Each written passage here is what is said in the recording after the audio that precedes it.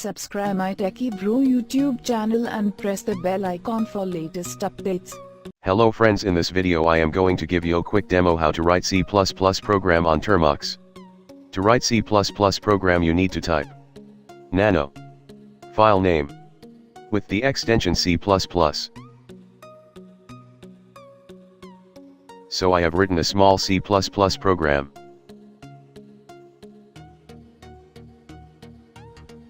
To save this file you need to press Ctrl+O. Then press Ctrl+X to exit. To compile C++ program you need to type clang++, file name, with the extension CPP.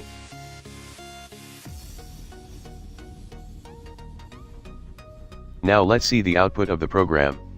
Type ls and hit enter. Then type /a.out and hit enter.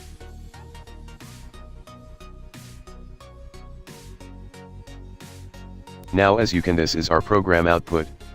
So that's all for this video. If you like this video, please don't forget to subscribe our channel. Thanks for watching this video, and I will see you in next video.